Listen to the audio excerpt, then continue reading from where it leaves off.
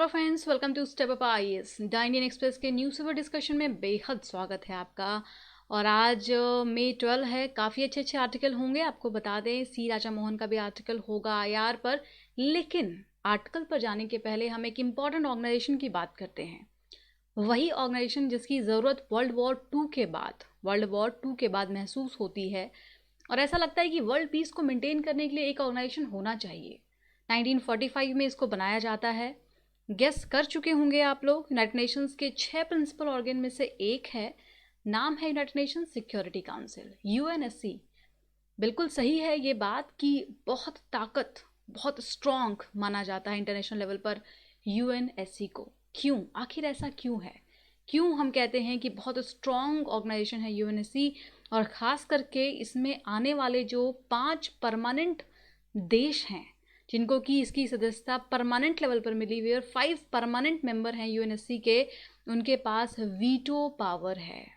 ठीक है, इसी के बारे में इस आर्टिकल में आज हम डिस्कस करने वाले हैं कि जो यूएनएससी है उसमें 5 परमानेंट मेंबर के अलावा 10 नॉन परमानेंट मेंबर भी हैं। लेकिन इसमें रिफॉर्म की आवश्यकता क्यों पड़ रही है? इसके पास इतनी ताकत है, इसको वर्ल्ड पीस को मेंटेन करने के लिए बनाया गया था। 1945 से ये ऑर्गेनाइजेशन चली आ रही है और अभी तक बहुत महत्वपूर्ण फैसले भी इन्होंने लिए हैं कई सारी जगह पर। यूएनएससी ही एक ऐसी ऑर्गेनाइजेशन है जो अपने मेंबर स्टेट के लिए रिजोल्यूशन लेकर के आ सकती है और वो रिजोल्यूशन बाइंडिंग हो सकता है उनके ऊपर। और अब ऐसा हो रहा है कि इस पर, इसकी क्रेडिबिलिटी पर सवाल उठ रहे हैं। आखिर ऐसा क्यों? आखिर क्यों इसमें रिफॉर्म की आवश्यकता है? क्या यूएनएससी में रिफॉर्म को लेकर के इसके जो 5 परमानेंट मेंबर हैं वो तैयार हैं? क्या इसमें इंडिया का अपना कोई इंटरेस्ट है या इंडिया इसमें रिफॉर्म चाहता है? ऐसे ही कुछ सवालों को आज हम क्लियर करने वाले हैं अपने इस डिस्कशन में। तो आपको बता दें इंपॉर्टेंट पॉइंट ऑफ डिस्कशन क्या क्या होगा, और अंत तक ये डिस्कशन, ये वीडियो जितना भी लंबा हो, अंत तक आपको क्या क्या चीज़ें मिलेंगी इस आर्टिकल में, पहले हम वो जानते हैं। तो वासनार अरेंजमेंट के बारे में पता करेंगे। जिनको पता है बहुत अच्छी बात है, उनका रिवीजन होगा। जिनको नहीं पता वो जान जाएंगे। एमटीसीआर यूएनएससी की का जिक्र भी हमने किया, इस पर क्या रिफॉर्म होने चाहिए उसकी हम आगे बात करेंगे। कॉफ़ी क्लब क्या होता है, कौन कौन से देश इसमें हैं। राइट टू प्राइवेसी का जिक्र करेंगे बहुत डिटेल में। और डब्ल्यूटीओ, इसके अलावा कुछ और इम्पॉर्टेंट फैक्ट्स आपको मिलेंगे। साथ में करेक्ट इनकरेक्ट स्टेटमेंट, आज ऑब्जेक्टिव क्वेश्चन भी रखे गए हैं। सब्जेक्टिव क्वेश्चन तो डेली बेसिस पर आपको मिलता ही है। ठीक है, तो जान लीजिए कौन कौन सा आर्टिकल है। लास्ट डे हमने आपसे पूछा था कि इस आर्टिकल को डिस्कस करना चाहिए या नहीं, जो हमारे फॉरेन मिनिस्टर का है, तो इनके बारे में आपने कहा था कि करना चाहिए डिस्कशन। तो इसको आज हम लोग डिस्कस कर रहे हैं और इन्होंने ही बहुत डिटेल में यूनिवर्सिटी के रिफॉर्म के बारे में बात की है। ठीक है, अगला आर्टिकल होगा आईआर के one of the favourite writer C Raja Mohan. इनके आर्टिकल को हम डिस्कस करेंगे कि क्या अभी वर्ल्ड ऑर्डर चल रहा है, डब्ल्यूटीओ को लेकर के अमेरिका में कैसी रणनीति बन रही है, उसका क्या फ़ायदा क्या नुकसान दूसरे देशों को हो सकता है। दूसरा आर्टिकल होगा एप्लीकेशन पर आरोग्य सेतु, जो कि शायद आपके मोबाइल में भी होगा। क्या इसके प्रॉज एंड कॉन्स हैं, क्या पॉजिटिव नेगेटिव है, क्या राइट टू प्राइवेसी को यहाँ पर ब्रीच किया जा रहा है, और अगर ऐसा हो रहा है तो उसके लिए क्या क्या कानून होने चाहिए, इसके बारे में पूरे आर्टिकल में हम डिस्कस करने वाले हैं। ठीक है, तो ये क्वेश्चंस है आंसर राइटिंग के लिए, और आई होप आप लोग इसको ट्राई करते होंगे। आंसर राइटिंग के लिए बहुत सारे सुझाव आते हैं आप लोगों के कि आंसर राइटिंग के फॉर्मेट में ही डिस्कस कर दिया जाए आर्टिकल को, बट देखिए फ्रेंड्स, ये पॉसिबल नहीं है। आंसर राइटिंग के लिए हमारे पास प्रॉपर अलग से एजेंडा होता है जिसमें हम आपकी हेल्प करते हैं। यहाँ पर चूंकि इस डिस्कशन में हमें एडिटोरियल को डिस्कस करना ज़रूरी होता है, जो बातें राइटर ने लिखी हैं उनके पर्सपेक्टिव को आपको बताना बहुत ज़रूरी होता है, क्योंकि आंसर राइटिंग तो हमारे पर्सपेक्टिव से लिखा जाता है, राइट। जो स्टूडेंट है वो अपने हिसाब से लिखेगा और उसमें जो वो अलग अलग राइटर्स के भी व्यूज़ को ऐड कर सकते हैं। लेकिन जब हम एडिटोरियल डिस्कस करते हैं तो पर्टिकुलर जिस व्यक्ति ने आर्टिकल को लिखा है, हमें उन बातों को आप तक रखना पड़ता है। ठीक है, तो यहाँ पर 3 क्वेश्चंस हैं, इसको आप ज़रूर ट्राई करेंगे आगे। ये जानकारी कोचिंग से जुड़ी हुई है। आप में से जो भी पर्सनल गाइडेंस के प्रोग्राम में आना चाहते हों या क्लासरूम प्रोग्राम में आना चाहते हैं, ऑनलाइन भी सुविधा उपलब्ध है। आप 8750069419 पर कॉल कर सकते हैं या इवन मैसेज भी कर सकते हैं। ठीक है, तो पर्सनल गाइडेंस प्रोग्राम में क्या होता है, जिनको नहीं पता बता दें थोड़ा सा। एक कोच होते हैं, आपको पर्सनली हेल्प करते हैं और प्रॉपर टाइम मैनेजमेंट के साथ तैयारी होती है। जो अभी जहाँ पर प्रॉब्लम आ रही है, कभी कभी आप लोग भी ऐसे बैठे होते हैं, राइट? आपको लगता है काश ऐसा कुछ हो जाए कि हम लबासना पहुँच जाएं, लेकिन मसूरी लबासना पहुँचना इतना आसान कहाँ होता है फ्रेंड्स। कई बार हमें कई तरीके की कठिनाइयों से गुजरना पड़ता है। जैसे इन दिनों हो सकता है कि कुछ लोगों का एग्ज़ाम पास होगा, लेकिन फिर भी उनको पढ़ने में मन नहीं लग रहा होगा, और ये बात उनको खुद समझ में नहीं आती है कई बार कि आखिर ऐसा क्यों हो रहा है। तो समटाइम हमें ज़रूरत होती है एक ऐसे मोटिवेशन की, और कहीं ना कहीं मोटिवेशन की नहीं, एक प्रेशर की। जिनका 2 अटेम्प्ट 3 अटेम्प्ट 4 अटेम्प्ट हो जाता है, उनके अंदर थोड़ी सी कहीं ना कहीं निगेटिविटी आने लग जाती है, अंदर लगता है कि यार होगा कि नहीं होगा, क्या होगा। तो इन्हीं चीज़ों से बचाने में हम आपकी मदद करते हैं।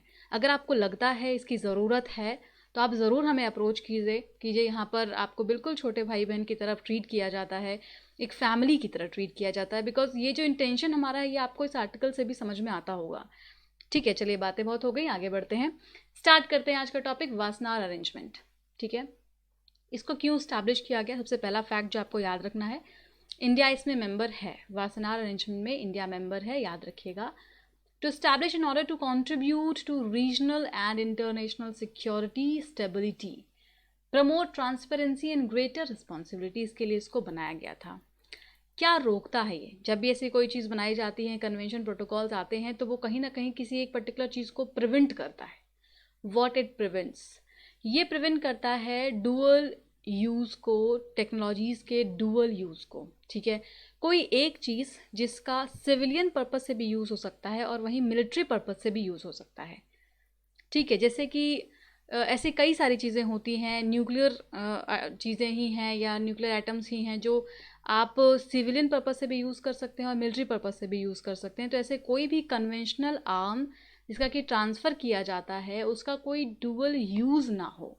ठीक है, गुड्स और टेक्नोलॉजी दोनों इसमें शामिल हैं। जो गुड्स हैं या कोई टेक्नोलॉजीज़ है, उसका डुअल यूज़ ना हो, उसको प्रिवेंट करता है। कहीं ऐसा ना हो कि कोई टेररिस्ट ऑर्गेनाइजेशन एक्यूमुलेशन करे इन चीज़ों का, कोई टेक्नोलॉजीज़ ही हैं उसका एक्यूमुलेशन करने लग जाए और फिर उसको गलत तरीके से यूज़ किया जाए किसी भी कंट्री के खिलाफ। उस चीज़ को रोकना वासना अरेंजमेंट का काम है। ठीक है, अगला इंपॉर्टेंट ऑर्गेनाइजेशन जान लीजिए, MTCR, missile technology control regime. ये बहुत ज़्यादा न्यूज़ में था, अगर आपने तब तैयारी शुरू की थी तो आपको पता होगा 2016 वगैरह में, जब भारत को इसका मेंबरशिप मिलता है, और तब ये जो MTCR है वो 35 मेंबर का एक ऑर्गेनाइजेशन बन जाता है MTCR। इसको 1987 में इस्टेब्लिश किया गया था।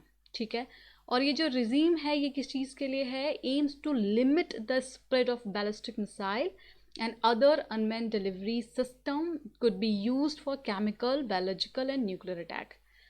तो इसमें एक जो इम्पॉर्टेंट चीज़ है जानने वाली, वो आपको पता रखना है कि कोई भी कंट्री अगर MTCR में नहीं है तो वो अपने यहाँ पर किसी भी ऐसे मिसाइल वगैरह को एक्सपोर्ट नहीं कर सकती जो कि 300 किलोमीटर से ज़्यादा रेंज का हो या 500 किलोग्राम से ज़्यादा पेलोड को कैरी करता हो। तो इंडिया इसमें आने के बाद इंडिया का जो फ़ायदा हुआ है वो ये हुआ है कि अब इंडिया 5 किलोग्राम से ज़्यादा पेलोड कैरिंग कैपेसिटी की मिसाइल को डेवलप कर सकता है, और साथ में 300 किलोमीटर से ज़्यादा रेंज के मिसाइल को डेवलप कर सकता है। ये कैपेबिलिटी इंडिया में अब आ चुकी है MTCR में जाने के बाद। ठीक है, तो ये बेसिक फैक्ट्स आपको पता रखने हैं, आर्टिकल में पढ़ते वक्त हमें फ़ायदा मिलने वाला है। एक और टर्म आपको मिलेगा, कॉफ़ी क्लब। कॉफ़ी क्लब का दूसरा नाम है यूनाइटिंग फॉर कंसेंसस। इसको आपको सिंपल टर्म में समझना है। G4 नेशन का नाम सुना होगा आपने, G4 कंट्री, जो कि कौन कौन सी कंट्री हैं? ब्राज़ील, जर्मनी, इंडिया और जापान। इनको G4 नेशन भी कहा जाता है। और यूनाइटेड नेशन सिक्योरिटी काउंसिल में रिफॉर्म को लेकर के ये लोग आवाज़ उठाते हैं, और ये जो 4 देश हैं ये काफ़ी ज़्यादा इस चीज़ में रहते हैं कि UNSC में रिफॉर्म होना चाहिए और इनको भी परमानेंट मेंबरशिप मिलना चाहिए। इनके ऑपोजिट में, इनको काउंटर करने के लिए एक और ऑर्गेनाइजेशन बनाया गया कॉफ़ी क्लब के नाम से, या यूनाइटिंग ऑफ कंसेंसस के नाम से, याद रखिएगा, 1990 में। ठीक है, इसके लीडरशिप में कौन है? इटली इसको लीड करता है। इसके अलावा इसमें काफ़ी सारे मेंबर कंट्रीज़ हैं, पाकिस्तान भी है। तो आपको ये बेसिक फैक्ट पता होना चाहिए कॉफ़ी क्लब में कौन कौन से देश हैं। क्योंकि कौन कौन से देश हैं उनको यहाँ पर जिक्र नहीं किया जा रहा है, क्योंकि इस पर आपसे क्वेश्चन पूछे गए हैं, लास्ट में आप उसका आंसर करेंगे। लेकिन ये आपको याद रखना है कि G4 को काउंटर करने के लिए, जो परमानेंट सीट्स के लिए इनका दावेदारी है, उसको काउंटर करने के लिए कॉफ़ी क्लब बनाया गया था। ठीक है, आगे बढ़ते हैं, आर्टिकल पर चलते हैं। क्या कहा गया है, रिफॉर्म की बात करते हैं ये। और यहाँ पर जिक्र है कि एक जगह पर इन्होंने अपने कुछ आर्ग्यूमेंट्स दिए कि आखिर क्यों यूएनएससी में रिफॉर्म होना चाहिए। ठीक है, तो इन्होंने अलग अलग एंगल से बातें कही हैं। पहला इनका कहना है कि इतने सालों में अगर हम सिर्फ 15 ईयर आगे जा कर के देखते हैं तो इंडिया, जब बात होती है कि इंडिया को यूएनएससी में परमानेंट मेंबरशिप मिलना चाहिए कि नहीं मिलना चाहिए, तो इनका कहना है कि आगे 15 साल के बाद जब आप देखेंगे तो हो सकता है भारत दुनिया का मोस्ट पॉपुलस कंट्री में से एक हो, वर्ल्ड में मोस्ट पॉपुलस हो जाए। चाइना को हम पीछे छोड़ते हुए हो सकता है हम टॉप पर पहुंच जाएं। दूसरा, अभी के टर्म में अगर आप बात करते हैं तो पीपीटी जो परचेजिंग पावर पैरिटी है उसके टर्म में इंडिया थर्ड लार्जेस्ट इकॉनमी है। अभी जीडीपी में आपने देखा होगा, इकोनॉमिक सर्वे अगर आपने पढ़ा है इस बार, तो वो 5th लार्जेस्ट इकॉनमी है। और 15 साल के बाद ये सिचुएशन और ज़्यादा बेहतर हो सकती है। तो इसमें इंडिया की दावेदारी यूएनएससी में काफ़ी ज़्यादा बढ़ जाती है। दूसरा, रिफॉर्म क्यों और होना चाहिए, इसलिए रिफॉर्म होना चाहिए बिकॉज पिछले 10 से 15 सालों में ये देखा गया है कि कुछ इंस्टीट्यूशंस हैं जिसमें कि काफ़ी ज़्यादा उनकी जो लेजिटिमेसी है वो काफ़ी लॉस्ट हो गई है और उसमें एक इफ़िशिएंसी लाने की दोबारा से ज़रूरत है। कई बार कई तरीके के सवाल उठाए गए इस इंस्टीट्यूशंस पे, तो इसीलिए यूएनएससी के साथ भी सेम चीज़ ना हो, इसके लिए हमें इसमें रिफॉर्म को लाने की ज़रूरत है और इस रिफॉर्म की डिमांड बहुत सालों से चल रही है। दूसरा इनका कहना है कि जो ऐसे देश हैं जो बार बार अपनी प्रॉब्लम्स को रखते हैं वहाँ पर, और अगर उनके इंटरेस्ट में काम नहीं होगा तो फिर वो किसी और तरफ देखेंगे। इसके बारे में हम बहुत डिटेल में डिस्कशन करने वाले हैं कि आखिर हम यहाँ पर कैसे देश की बात कर रहे हैं। देखिए, अगर आप जाके साउथ चाइना सी की तरफ देखते हैं तो साउथ चाइना सी में ऑलरेडी काफ़ी डिस्प्यूट चल रहा है चाइना और वहाँ के अदर देशों के साथ। ऐसे में चाइना उन 5 परमानेंट देशों में से एक है, राइट। अब साउथ चाइना सी को लेकर के जो भी विवाद है या वहाँ पर जो भी सुलझाया जाता है उसको चाइना मानता नहीं है। और जब बात यूएनएससी में डिस्कशन की आती है तो वो उसको वहाँ पर वीटो यूज़ करता है। तो इससे क्या हो रहा है कि जो देश हैं जिनका वहाँ पर स्टेक लगा हुआ है, अगर उनकी प्रॉब्लम नहीं सुनी जाएगी या उस पर सीधा किसी डिस्कशन को रोक दिया जाएगा। फॉर एग्जांपल अभी रिसेंट लेते हैं तो कोरोना वायरस की बात कर लीजिए कि जहाँ पे जब यूएनएससी में इस पर डिस्कशन के लिए बात उठाई गई तो चाइना ने इस पर वीटो कर दिया। तो एक तरीके से इसमें क्या हो रहा है कि जो क्रेडिबिलिटी है उस पर सवाल उठाए जा सकते हैं आगे चल करके कि आखिर फिर यूएन में बाकी मेंबर देशों का होने का क्या मतलब बनता है। अगर सिर्फ 5 परमानेंट कंट्री ही इसको लीड कर रही है और अगर गलत डायरेक्शन में लीड कर रही है तो बाकी के जो मेंबर कंट्रीज़ हैं वो अपना दूसरा ऑल्टरनेटिव ढूंढना शुरू कर देंगे। तो ये इनके कुछ ऐसे सवाल थे, आर्ग्यूमेंट्स थे जिससे कि उन्होंने बताया कि रिफॉर्म होना चाहिए। ठीक है, अब आइए कुछ और फैक्ट्स देखते हैं। हम बात करते हैं कि कैसे रिफॉर्म होना चाहिए और इंडिया की क्या जगह यहाँ पर हो सकता है। इंडिया एक तो लार्जेस्ट डेमोक्रेसी है पूरे वर्ल्ड में, राइट। तो पहला तो ये फैक्टर बनता है कि इंडिया को शामिल किया जाना चाहिए परमानेंट देशों में। दूसरा, इंडिया स्टैंड सेकंड। अगर हम पॉपुलेशन के मामले में देखें तो अभी इंडिया सेकंड पर है, कुछ सालों के बाद हो सकता है कि हम वहाँ भी लीड करें पूरे वर्ल्ड को। फिर डाइवर्सिटी यहाँ बहुत ज़्यादा है, मल्टी रिलीजियस कंट्री है, सॉफ्ट पावर के तौर पे जाना जाता है, largest contributors in United Nations peace keeping force. हमने एक दिन और जिक्र किया था कि पीस कीपिंग फोर्स में लार्जेस्ट कॉन्ट्रीब्यूशन इंडिया का होता है। ठीक है, इसके बाद India has stronger economy than Russia. उस 5 परमानेंट मेंबर कंट्री में एक रशिया भी है और इंडिया की स्थिति इकोनॉमी के मामले में स्ट्रॉन्गर देन रशिया है, right. Elected 7 times as a non permanent member. India को अभी तक 7 बार चुन लिया गया है as a non permanent member, यानी कि इनकी क्रेडिबिलिटी है, इंडिया को लोग पसंद करते हैं, सपोर्टर हैं। जो डेवलपिंग कंट्रीज़ हैं वो इंडिया को बहुत सपोर्ट करती है, ये यहाँ से पता चलता है, राइट। न्यूक्लियर वेपन स्टेट है इंडिया और इसको रिकॉग्नाइज किया जा चुका है। India has one of the best arm force in the world. ठीक है, इसके अलावा कई ऐसे मामलों में आप इंडिया को बेस्ट देख सकते हैं, सर्विस प्रोवाइड करने के मामले में हो, इकोनॉमी के टर्म्स में हो, आजकल के समय में लोगों को हेल्प करने के टर्म्स में हो, और कोरोना वायरस की अगर आप बात करते हैं इस समय में जो इंडिया का रोल है वो कई सारे मल्टी सेक्टर्स में काफ़ी इमर्ज होता हुआ दिख रहा है। ठीक है, चाहे नाम को लेकर के इनिशिएटिव लाने की बात हो, सार्क को स्ट्रॉन्ग करने की बात हो, फार्मास्यूटिकल इंडस्ट्रीज़ में इंडिया अभी लार्जेस्ट नंबर पर है, लीड कर रहा है जेनरिक मेडिसिन में। तो ऐसे कई सारे सेक्टर हैं जहाँ पर इंडिया खुद को लीड कर रहा है इन टर्म्स ऑफ वर्ल्ड, और इसलिए इसकी दावेदारी बढ़ती जाती है बार बार। MTCR वासन अरेंजमेंट में मेंबर है इंडिया, और NSG में इसको मेंबर नहीं बनने दिया जा रहा है बिकॉज ऑफ चाइना। तो ये आपको वहाँ पर याद रखना है कि किस में इंडिया मेंबर है और किस में नहीं है। अगर आप साइंस एंड टेक्नोलॉजी के टर्म्स में बात करते हैं तो इसरो जो अभी आप कह सकते हैं कि वर्ल्ड का बेस्ट स्पेस रिसर्च सेंटर बन चुका है, क्योंकि पिछले 2 सालों में इसरो में बहुत डेवलपमेंट देखे गए हैं। इसरो ने कई सारे देशों के सैटेलाइट्स को लॉन्च किया है और इसकी कैपेबिलिटी दिन ब दिन और बढ़ रही है। तो अगर हम रिकॉग्निशन की बात करते हैं कि इंडिया को रिकॉग्नाइज क्यों करना चाहिए, जब हम रिफॉर्म की बात करें या हम परमानेंट मेंबरशिप देने की बात करें, तो ये सारे स्ट्रॉन्ग पॉइंट्स का आप यूज़ कर सकते हैं आंसर राइटिंग में। क्वेश्चंस में आपको जिक्र मिलेगा, आप वहाँ पे ज़रूर इन पॉइंट्स को यूज़ कर सकते हैं। ठीक है, आगे बढ़ते हैं कि आखिर डिमांड के और रीज़न क्या है, क्यों रिफॉर्म की डिमांड हो रही है कि रिफॉर्म होना चाहिए, क्या कमी है यूएनएससी में। तारीफ़ें तो आपको पता है ना कि बहुत स्ट्रॉन्ग ऑर्गेनाइजेशन है और बहुत क्रेडिबल अभी तक माना जाता है, वर्ल्ड पीस को मेंटेन करता है। ठीक है, लेकिन इसमें दिक्कत कहाँ आ रही है? दिक्कत है कि काफ़ी डिस्क्रिमिनेटरी लगता है ये। डिस्क्रिमिनेटरी कैसे? जो 5 परमानेंट मेंबर कंट्रीज़ हैं, जब उनको परमानेंट मेंबरशिप दिया गया है तो उसका कोई क्राइटेरिया नहीं है वहाँ पर। आखिर क्यों? जब हमने देखा कि इंडिया की जो इकॉनमी है वो अभी रशिया से बेहतर है, इंडिया वर्ल्ड में लीड कर रहा है पॉपुलेशन के मामले में। ये तो एग्जाम्पल है इंडिया का, बाकी और भी देश हैं जो इंडिया की तरह ही हैं। तो ऐसे में जब आप परमानेंट मेंबर की बात करते हैं तो उन्हीं 5 देशों को क्यों मिलना चाहिए? वहाँ पर कुछ आप एक क्राइटेरिया फिक्स कर सकते हैं, उनका परफॉर्मेंस चेक कर सकते हैं, या इसको रोटेशन बेसिस पर बनाया जा सकता है। तो इसीलिए जो डिस्क्रिमिनेटरी प्रोसीजर है उसको रिव्यू करना बहुत ज़रूरी है। दूसरा, उसमें जो मेंबर कंट्री है, खास करके चाइना के 2-3 ऐसे स्टेप्स रहे हैं जो इस बात को काफ़ी एम्फेसिस करते हैं कि इसमें जो बाकी के मेंबर कंट्रीज़ हैं उनके ख़िलाफ़ कई बार चीज़ें हुई हैं। अगर आप बात करते हैं साउथ चाइना सी में, मैंने आपको शुरुआत में बताया कि चाइना कैसे अपोज़ करता है बाकी देशों का और किसी भी वर्डिक्ट को, इवन ICJ के वर्डिक्ट को वो नहीं मानता है, और जब बात यूएनएससी में डिस्कशन की आती है तो उसको रोक लगा देता है वीटो के द्वारा। दूसरा, अभी डिस्कशन पर वीटो लगा दिया गया। जब बात आती है इंटरनेशनल लेवल पर किसी को टेररिस्ट घोषित करने की, तो वहाँ पर वीटो का इस्तेमाल करता है। तो ऐसे पॉइंट पर ये वीटो का इस्तेमाल करता है जो कहीं ना कहीं मिसयूज़ समझ में आता है, लगता है कि वो अपने पावर का मिसयूज़ कर रहा है।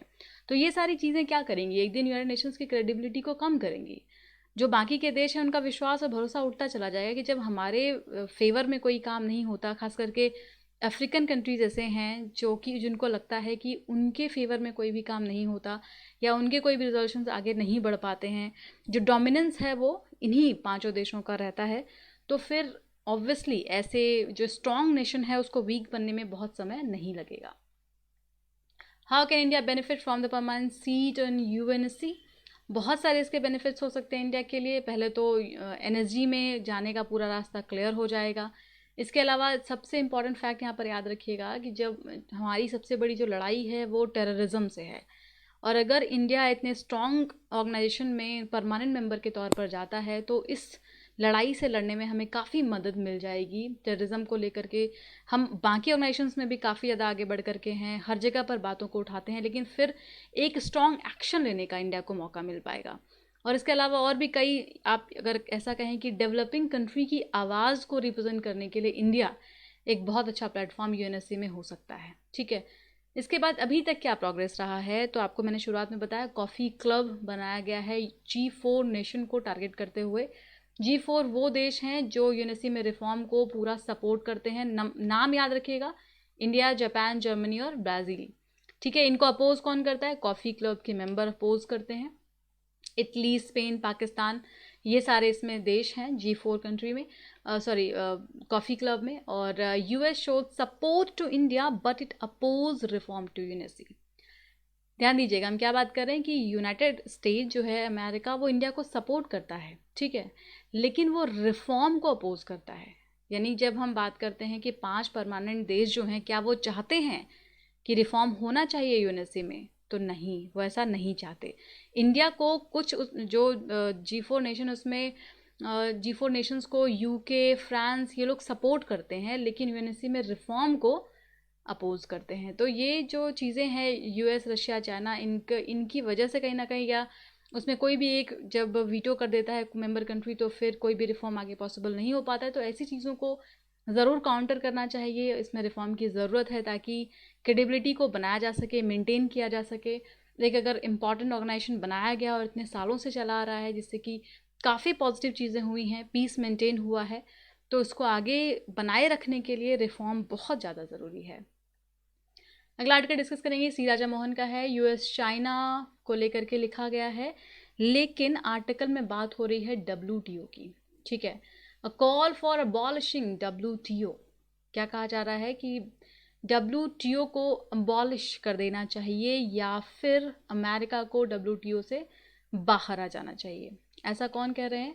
ऐसा हॉले साहब कह रहे हैं, और उनका कहना है कि वो फ़िलहाल वो जो प्रेजेंट गवर्नमेंट है यूएस में उनके सपोर्टर हैं, और उनका मानना है कि डब्ल्यूटीओ ख़त्म कर दिया जाए या फिर डब्ल्यूटीओ से बाहर आ जाया जाए, क्योंकि डब्ल्यूटीओ की वजह से अभी तक अमेरिका का बहुत नुकसान हुआ है।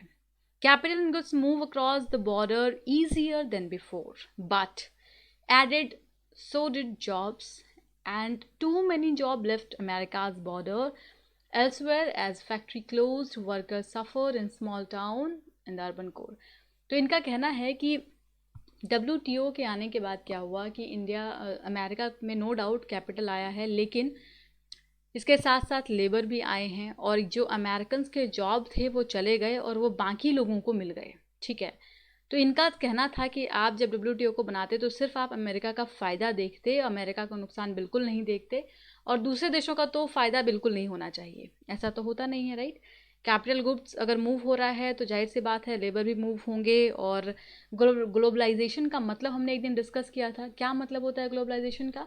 जब फ्री फ्लो हो रहा हो गुड्स का, कैपिटल का, सर्विसेज का, लोगों का, एक जगह से दूसरी जगह पर, तो वही तो कॉन्सेप्ट है ग्लोबलाइजेशन का। तो इनका कहना है कि आप गुड्स का फ्लो करो, जो कंपनी अमेरिका में है उसके सामान बिकने चाहिए, और शायद इसलिए ही डब्ल्यूटीओ को बनाया गया था।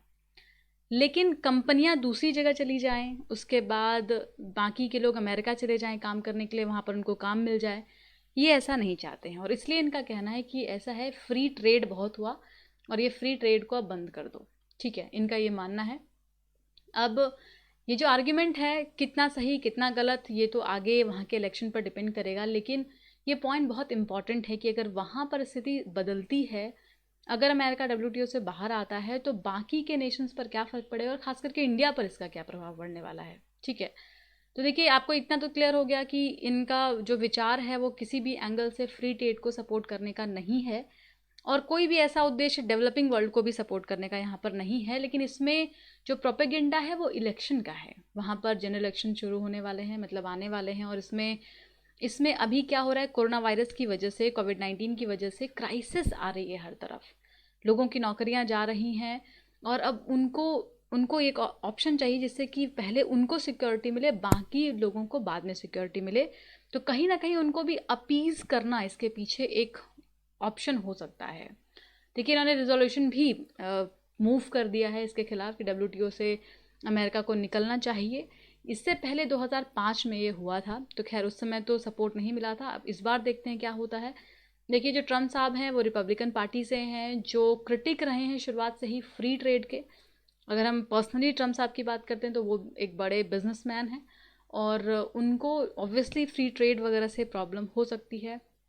ऑपोजिट जो पार्टी है डेमोक्रेटिक पार्टी, वो हमेशा से सपोर्ट करती आई है, वर्किंग क्लास को सपोर्ट करती आई है और फ्री ट्रेड की सपोर्टर रही है। अब जो इलेक्शन होगा वो ये तय करेगा कि वहाँ की जो पॉलिसी है वो कैसे बदलती है और किसको सपोर्ट करती है, वो फ्री ट्रेड को सपोर्ट करती है या वो फ्री ट्रेड के ऑपोजिट में अपना वोट डालती है। ये तो आगे आने वाला वक्त बताएगा, लेकिन इससे इकोनॉमिक ऑर्डर जो है वो बदलने वाले हैं। सबसे पहली चीज़ कि यहाँ पर ये कहा जा रहा है कि जो ट्रस्टेड फ्रेंड हों उनको एज अ पार्टनर यूज़ किया जाए, उनको सपोर्ट किया जाए, और जिनका वर्चस्व बढ़ रहा है जैसे कि चाइना, उसको काउंटर किया जाए। तो इंडिया का रोल यहाँ पर क्या हो सकता है? जैसा अभी के तौर पर देखा जा रहा है तो इंडिया यूएस का एक ट्रस्टेड फ्रेंड मान सकते हैं, आप एज अ पार्टनर मान सकते हैं, और इसमें इंडिया का एक अच्छा रोल हो सकता है। इंडिया के लिए एक पॉजिटिव और गुड न्यूज़ ये हो सकता है, क्योंकि इंडिया जैसा कि जानते हैं चाइना के ऑपोजिट में ही है, और अमेरिका के साथ अगर रिलेशन अच्छा होता है, स्ट्रांग होता है, तो इंडिया का बाकी का जो सेक्टर है वो भी आगे बढ़ेगा। और सबसे बड़ी बात कि जब इंडिया ने अपने यहाँ पर एलपीजी रिफॉर्म को एक्सेप्ट किया था, तब इंडिया पूरी तरीके से प्रिपेयर नहीं था, तैयार नहीं था। उस समय में हमने शुरुआत किया था हर चीज़ का, हमने मार्केट को ओपन करना शुरू किया था, हमें बहुत सारे हमारे अंदर डर था। लेकिन आज के समय में हम देखते हैं, अगर हम 19 को छोड़ करके आज का हम समय देखते हैं, तो आज इंडिया पूरी तरीके से प्रिपेयर है हर एंगल से। यहाँ पर अपने यहाँ पर कंपनी को लाने के लिए भी तैयार है, और जो भी अदर रूल्स इंडिया ने अपने यहाँ पर चेंज किए, चाहे वो इनकम टैक्स में हो, चाहे वो कॉर्पोरेट टैक्स को लेकर के हो, अदर फील्ड में हो, ईज ऑफ डूइंग बिजनेस में बहुत अच्छी रैंकिंग है भारत की, हर साल बढ़ रही है। आप देखिए 2016 के बाद से जो ग्राफ है वो इस तरीके से बढ़ा है ease of doing business report में, जो वर्ल्ड बैंक पब्लिश करती है। तो इंडिया कहीं ना कहीं प्रिपेयर है वर्ल्ड ऑर्डर के टर्म्स में भी, कि जो बाहर की कंपनियां हैं वो इंडिया की तरफ मूव कर सकती हैं, और कहीं ना कहीं अमेरिका एक रणनीति अभी आगे फॉलो कर सकता है जिसमें कि चाइना को डाउन करने की कोशिश हो, और इसके बदले में दूसरा प्लेटफॉर्म तैयार किया जाए जहाँ पे अमेरिकन कंपनीज स्विच हो पाएँ। ठीक है, अगला आर्टिकल देखते हैं, आरोग्य सेतु पर बेस्ड है, काफ़ी इंपॉर्टेंट आर्टिकल है ये भी, और इसमें कुछ सवाल उठाए गए हैं ट्रांसपेरेंसी को लेकर के, और उसी को हम डिस्कस करेंगे। इससे पहले आप राइट टू प्राइवेसी के बारे में जानिए, इसका जिक्र करते हैं। तो right to privacy fundamental right है, ये बात हमें कब पता चली, कौन से केस से पता चली, ये जानना बहुत ज़रूरी है। याद रखिएगा, प्रीलिम्स में क्वेश्चन बन सकता है। Justice case Puttaswamy versus union of India case था, जब 9 जजेस की बेंच थी। ठीक है, उस समय में जो चीफ जस्टिस थे वो JS केहर साहब थे, और 9 जज के बेंच ने ये फैसला सुनाया कि जो राइट टू प्राइवेसी है वो फंडामेंटल राइट है, आर्टिकल 14 1921 के तहत। ठीक है, और इस फैसले के बाद कौन सा फैसला ओवर रूल हुआ, ये भी ध्यान रखिएगा, Kharak Singh versus state of UP, MP Sharma versus union of India. ये जो केस था उस समय में ये कहा गया था कि right to privacy fundamental right नहीं है, उसको ओवर रूल करके सुप्रीम कोर्ट ने नया फैसला सुनाया, राइट टू प्राइवेसी को आपका फंडामेंटल राइट करार किया गया। ठीक है, अब बात करते हैं आर्टिकल पर। क्या कहा गया आर्टिकल में, आर्टिकल में सिंपल सी बात कही गई है, आरोग्य सेतु जो एप्लीकेशन आपके फ़ोन में है उसमें ब्लूटूथ को ऑन रखा गया है, डाटाज आप उसमें फीड करते हैं अपना, तो ऐसी आवाज़ उठाई जा रही है कि इससे हमारा जो प्राइवेसी है वो अफेक्ट हो रहा है। क्यों? क्योंकि आपको हर 2-2 मिनट पर ट्रैक किया जा रहा है, आप कहाँ जा रहे हैं, कितनी दूर पर हैं, कितना क्या कर रहे हैं, तो वो सारा जो आपका डिटेल है, पर्सनल डिटेल, वो वहाँ पर समझ में आ रही है। इसका मिसयूज़ हो सकता है, इसीलिए आवाज़ इस पर उठाई जा रही है। ठीक है, तो देखिए सुप्रीम कोर्ट ने बहुत क्लियर कर दिया है कि राइट टू प्राइवेसी का हनन नहीं कर सकती है सरकार। इसके पहले सरकार ने 2 बार ऑलरेडी अटेम्प्ट किया हुआ है। पहला अटेम्प्ट आधार के समय में हुआ, ठीक है, जब आधार को मैंडेटरी कर दिया गया था हर जगह पर, और आधार से आपकी जो पर्सनल डिटेल है वो बहुत आसानी से मिल जाते हैं। दूसरा एक बार कब हुआ, जब सर्विलांस सिस्टम के लिए 2018 में एक टेंडर को इशू किया जा रहा था, लेकिन उसके बाद नोटिस निकाल दिया गया सुप्रीम कोर्ट के द्वारा, और फिर सरकार ने इस पर रोक लगा दिया था। तो जो ये राइट टू प्राइवेसी की लड़ाई है सरकार और नॉर्मल लोगों के बीच में, ये बड़ी पुरानी रही है। और अब आते हैं आरोग्य सेतु पर कि यहाँ पर कैसे इस बात को उठाया जा रहा है। जैसा मैंने आपको बताया कि ऑपोजिशन के भी कई सारे लोग इस बात पर कह चुके हैं कि इसमें ट्रांसपेरेंसी को वायलेट किया जा रहा है, प्राइवेसी का हनन हो रहा है, और ये सरकार ऐसा कैसे कर सकती है। ठीक है, कुछ सवाल हैं, सवाल के तौर पर इसको जानने की कोशिश करते हैं। First, since the app breach the fundamental right to privacy it must have legislative sanction. इनका कहना है कि अगर आप ऐसा कोई रूल लेकर के आते हैं जो हमारी प्राइवेसी को अफेक्ट करता है, फंडामेंटल राइट को अफेक्ट करता है, तो यहाँ पर आपको लेजिस्लेटिव लेकर के आना चाहिए, एक लॉ बना करके आना चाहिए, ना कि आपको एग्जीक्यूटिव ऑर्डर पास करना चाहिए। अभी क्या हुआ है, एग्जीक्यूटिव ऑर्डर को क्लियर किया गया, और जितनी भी कंपनियां हैं, जो भी दुकानें हैं, वहाँ पर मैंडेटरी कर दिया गया कि आरोग्य सेतु आपके फ़ोन में होना ही चाहिए अगर आप वहाँ पे काम कर रहे हैं तो। इवन आपको बता दें कि रेलवे में भी ये कर दिया गया कि जो पैसेंजर जाएंगे, भी ट्रैवल करेंगे, उनके फ़ोन में आरोग्य सेतु होना चाहिए। ठीक है, अब कई सारे सवाल इसके साथ जुड़ जाते हैं। पहला तो ये कि आपने ये मैंडेटरी किया, इसके लिए कोई आप कानून तो लेकर के आए नहीं हैं। अब अगर हमारी प्राइवेसी ब्रीच होती है तो हम कैसे इसके खिलाफ आवाज़ उठाएंगे। ठीक है, दूसरा, what are the safeguard against data theft and other breaches. जो ब्रीच होगा या डाटा हमारे चोरी हो सकते हैं, डाटा कोई भी मिसयूज़ कर सकता है, तो उसके रिगार्डिंग में क्या सेफगार्ड है, आपने तो कुछ बताया ही नहीं है, राइट। तीसरा सवाल, why is the application not open source. Open source में क्या होता है कि कोई भी सुझाव दे सकता है कि आप इसमें और क्या बदल सकते हो। जो टेक्नोलॉजीज़ है और प्रॉपर आर्किटेक्चर होता है वो ओपन सोर्स में होता है, तो ट्रांसपेरेंसी को और अच्छे से इंश्योर किया जा सकता है। लेकिन ये क्लोज सोर्स में है, कोई भी व्यक्ति ये नहीं जान सकता कि कहाँ पर क्या वायलेट हो रहा है, ट्रांसपेरेंसी क्या दिक्कत है। तो इस पर भी आवाज़ उठाई जा रही है कि आखिर ये क्लोज सोर्स में क्यों है, ओपन सोर्स में क्यों नहीं है, क्यों नहीं लोग जान सकते हैं कि क्या वल्नरेबिलिटीज़ हो सकती हैं, राइट। चौथा है, why is there no protocol for deletion of data. हमारा जो डाटा उसमें जा रहा है, आरोग्य सेतु में जा रहा है, हालांकि कहा जा रहा है कि 30 दिन में वो पर्सनल डाटा डिलीट हो जाएगा, लेकिन इसका कोई प्रूफ नहीं है। और अगर प्रूफ नहीं है तो उसमें आपने कुछ बताया ही नहीं कि कब डिलीट होगा, एग्जैक्टली आप कैसे डिलीट होगा, या हम खुद कैसे अपने डाटा को डिलीट कर सकते हैं। तो वो जो अभी तक बार बार जो आवाज़ें उठाई जाती हैं वो डाटा को लेकर के काफ़ी क्यूरोसिटी रही है, काफ़ी सेंसिटिविटी रही है। और गवर्नमेंट भी जब इस चीज़ को इतना एम्फेसिस करती है, डाटा लोकलाइजेशन को और इन चीज़ों को, तो फिर हमारे डाटा का ब्रीच कैसे हो सकता है और उसके लिए कोई प्रोटोकॉल क्यों नहीं है, ठीक है। पांचवा सवाल ये है कि इसको पहले छोटे से ग्रुप में टेस्ट किया जाना चाहिए था, जिस तरीके से ब्रिटेन में हुआ था। तो आप यहाँ पे क्या करते हो, अचानक से एक एप्लीकेशन लेकर के आते हो और बोलते हो पूरे मास को कि आप उसको अपने फ़ोन में आप डालिए, और कंपलसरी कर देते हैं, मैंडेटरी कर देते हैं। अब इसको आपने कहीं पर चेक किया ही नहीं, कुछ पता लगा ही नहीं, तो पता चला कि जो कुछ फॉल्स केसेस हैं उन फॉल्स केसेस को कैसे कम किया जाएगा, प्लस मिसयूज़ को कैसे रोका जाएगा। कई बार क्या होता है कि गलत इन्फॉर्मेशन की वजह से भी कई सारे केसेस हो जाते हैं, लिंचिंग तक लोग उतर आते हैं। अगर किसी को गलती से पता चल गया कोई व्यक्ति सस्पेक्टेड है या पॉजिटिव है, तो लोग आप देखिए कि उसको किस तरीके से हे दृष्टि से देखने लग गए हैं। भले ही आप बहुत अपील करिए कि कोरोना से लड़िए, जिनको कोरोना है उनसे मत लड़िए, लेकिन फिर भी एक जो सोसाइटल नॉर्म्स है वो ऐसा ही है, काफ़ी स्टिग्मा होता है लोगों के मन में और भेदभाव शुरू हो जाता है। अब पता चला कि उस व्यक्ति को कोरोना है भी नहीं और वो गलत डाटा है, तो फिर इस ऐसे केसेस में क्या किया जाएगा। छठा सवाल ये है सेम चीज़ का कि जो फॉल्स पॉजिटिव केसेस हैं, पता चला कि पॉजिटिव नहीं है लेकिन केस में पॉजिटिव आ जाता है, तो उसको आप कैसे डिसाइड करोगे किसको क्वारंटाइन करना है, किसको क्वारंटाइन नहीं करना।